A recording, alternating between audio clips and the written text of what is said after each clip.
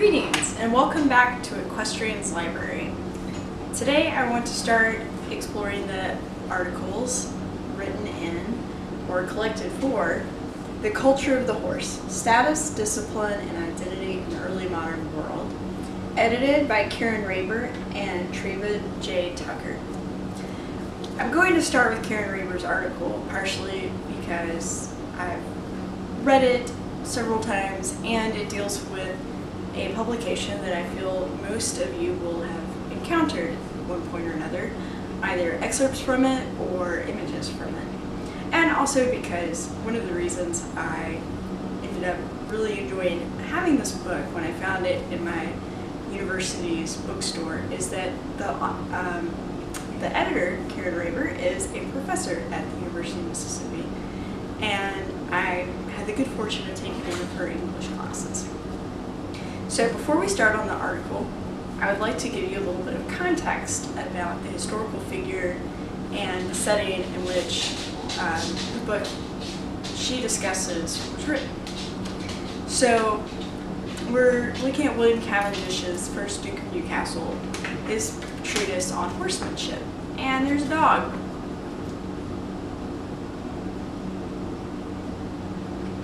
Hi, Boaz. Alright, big fluffy dog is in another room for now. Perhaps he can join us for another video.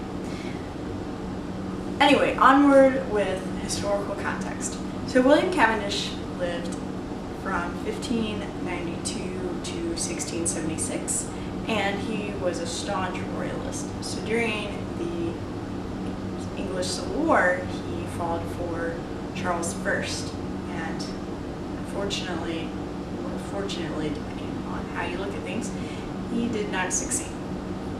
And he ended up in exile in Europe, starting off in what is now Germany and ending in France.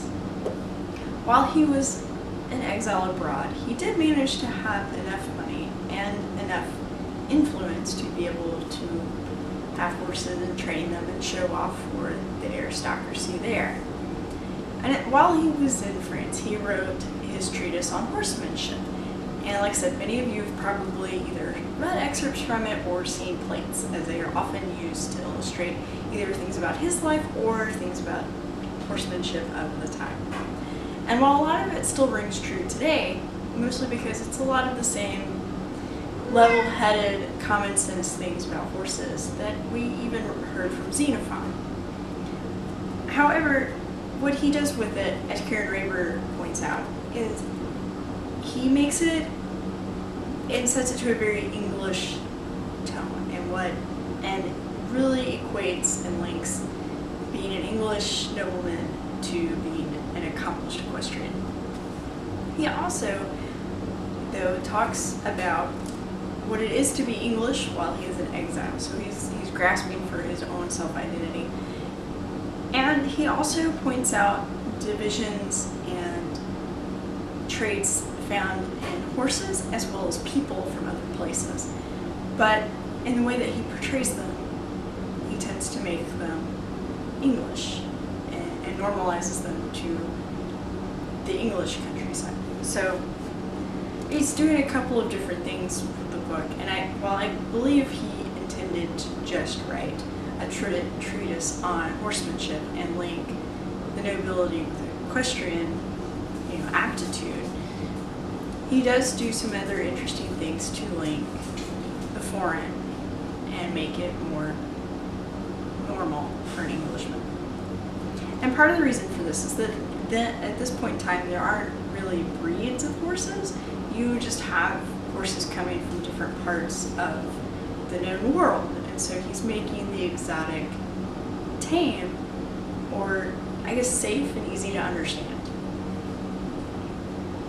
So he talks about, a lot about Turkish horses and barbs and Spanish horses, as you know, including this last plate that's included in the article of him winning a battle.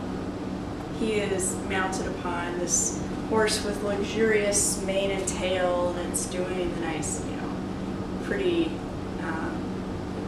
rear.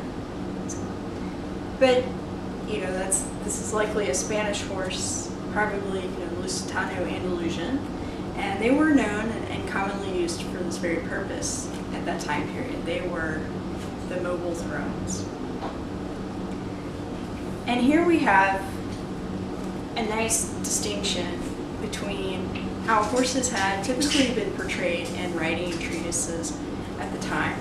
Above here is Pluvinel's depiction of how a horse is being led to work, and you see it's got framed in classic columns, and as if he's at some grand barn or arena, or perhaps it helping to portray that it is a picture. Whereas Cavendish had all of his illustrations set with his estates in the background, and therefore everything is happening there in England on his English estates, whether he's riding a Turkish horse, a barb, or a Spanish horse. And also I think it makes the pictures look a bit more dynamic, as they're not framed in by something artificial like a building or a doorway. Instead we see him like perhaps with a closer tie to nature. And I've seen other titles, perhaps he elaborated on this, but he does talk about natural systems when he talks about handling horses. However, he does continue in making the exotic more English. Now keep in mind at this time, the barbs and the Spanish horses were very lovely, and they were imported, sometimes illegally. The barb stallions would become the foundation sires for what we now know as the thoroughbred. And so at this point in time, however, when you brought in the horses, a lot of times you were wealthy enough to bring in the people to work with them. And here we see not only the horses from foreign lands, instead of being depicted in their native garb or with the native background to their own countries, we see them set again on William Cavendish's English estates with a helper, with a groom from those places. And indeed, even there, the grooms are made to wear what is appropriate for English grooms to wear at a nice estate. And so we have William Cavendish riding in exile, and not only riding with pen, but riding astride his horses and promoting what he believes is, should be known to fine English gentlemen. He is also taking the exotic and making it more understandable, more accessible to perhaps English aristocrats.